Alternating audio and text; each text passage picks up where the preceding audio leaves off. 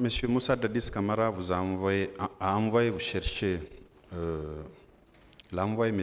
Issa Camara, vous avez dit, vous cherchez. Quand vous êtes venu au camp Alpha Yaya Diallo, y a-t-il eu des chefs militaires qui vous ont trouvé là pour lui faire le point des événements du 28 septembre? Je veux parler de M. Moussa Tchebro Camara, je veux parler de M. Claude Pivi ou du ministre de la Santé d'alors, M. Abdoulaye Chérif Diaby. Aucun d'eux ne vous a trouvé là pour faire le point de la situation de ce qu'ils ont entendu dire ou de ce qu'ils ont vécu pour les uns au stade du 28 septembre?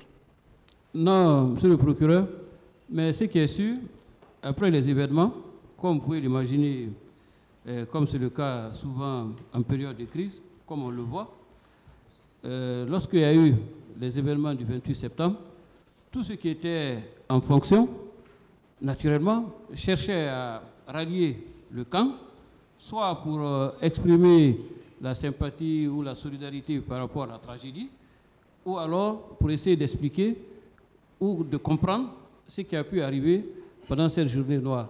C'est tout à fait normal, même si je n'ai pas vu quelqu'un en particulier, que lorsqu'il y a une crise, que tout le monde converge vers le siège du pouvoir et le chef-lieu de décision, si on peut dire comme ça, pour savoir quelle est la situation qui prévaut. Pendant le peu de temps que vous y avez fait, vous n'avez vu personne de ces trois-là? Non, je ne suis pas resté longtemps, monsieur le procureur. D'accord. Alors, je reviens sur l'échange entre M. Moussa Dadis Camara et M. Sidya Touré. M.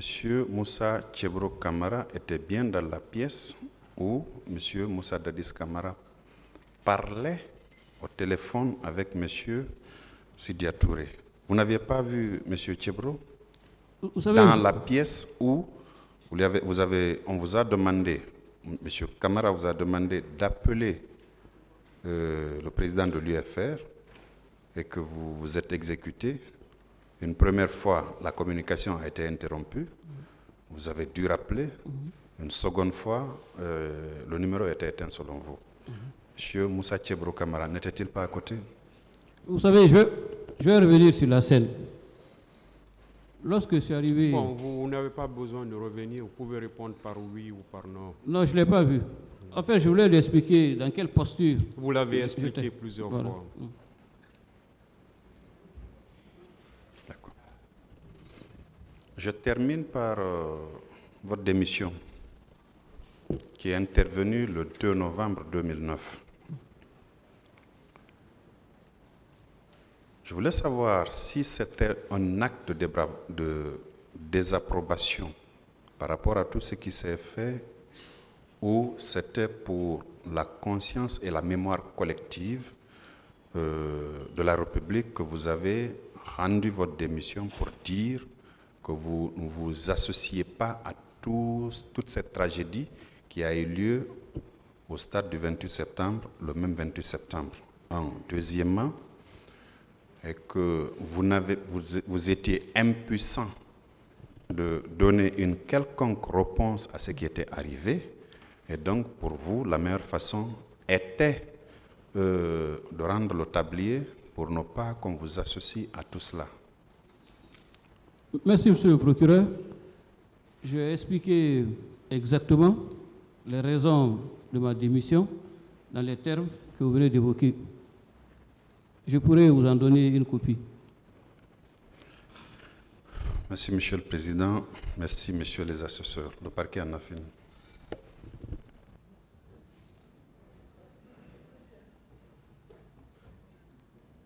Voilà, avant que le tribunal donne la parole au ministère public pour des questions, j'ai vu plusieurs doigts s'élever du côté de la défense pour rappeler au tribunal que certainement c'était le tour de la défense. Je pense que les dispositions de l'article 425 du Code de procédure pénale règlent cela. Donc la défense a la parole pour ces questions.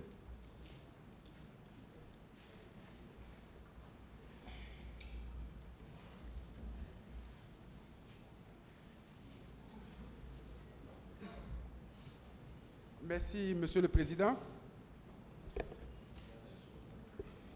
Honorable membre du tribunal, Monsieur le ministre, avec la permission du Président, bien entendu, à la lecture de votre PV, nous constatons avec beaucoup de satisfaction que vous n'êtes témoin de rien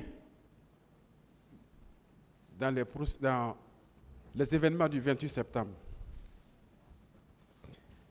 Mais moi, j'aimerais attirer votre attention sur un fait. Vous avez dit que vous vous êtes entretenu avec le général Sekouba le 27, lorsque vous étiez à l'Abbé, au sujet des événements et de la manifestation. Dites-nous, que vouliez-vous prévenir en vous entretenant avec lui? Mais je voulais vous répondre très simplement.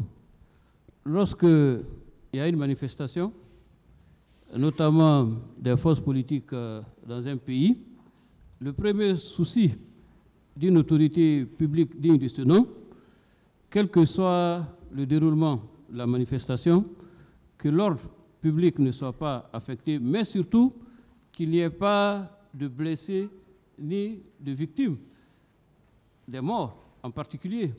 Parce qu'il y a longtemps quand même que des manifestations sont organisées dans ce pays. On sait toujours comment ça commence, mais on ne peut jamais prévoir comment ça peut finir, même si le plus souvent, c'est émaillé d'incidents qui causent des dégâts matériels importants et malheureusement des pertes en vies humaines. Merci, Monsieur le ministre.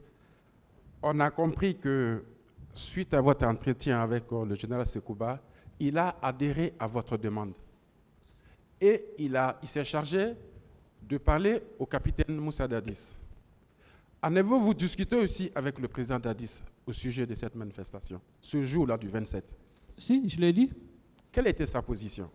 Non, il était un peu dubitatif parce qu'il ne voyait pas de raison de manifester, ne voyant pas de conflit avec les acteurs politiques et surtout convaincu d'avoir de très bons rapports avec la plupart d'entre eux. Parce que je l'ai indiqué ici, je le dois à la vérité et à l'histoire de le dire, il avait des relations suivies et privilégiées avec la plupart des leaders politiques à l'époque. Ils échangeaient au téléphone. Certains d'entre eux venaient le voir dans l'intimité de son bureau, individuellement ou collectivement, pour des raisons et d'autres. Donc pour lui, c'était des partenaires qui n'avaient pas de problème particulier avec lui, au point de descendre dans la rue. Donc il a dû penser certainement que je n'avais pas de raison de m'inquiéter à ce moment-là. Ok, à cet instant, est-ce que vous, en tant que témoin, à l'observer, vous avez constaté qu'il était opposé à cette manifestation selon votre état d'âme de ce jour? Mais vous avez dit que je n'ai été témoin de rien. Pardon, excusez?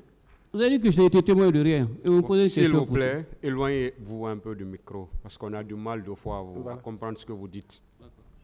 Oui, Monsieur le ministre, l'intérêt de ma question, c'est de savoir, parce que vous avez discuté avec le général, vous êtes entretenu avec lui, mais vous, qu'est-ce que vous avez constaté? Il était opposé à cette manifestation, selon vous? Il n'y croyait même pas, pour s'opposer ou ne pas s'opposer. Il n'y croyait pas. Ce qui veut dire qu'il n'avait aucune connaissance de la manifestation. Oui, je crois. Très bien.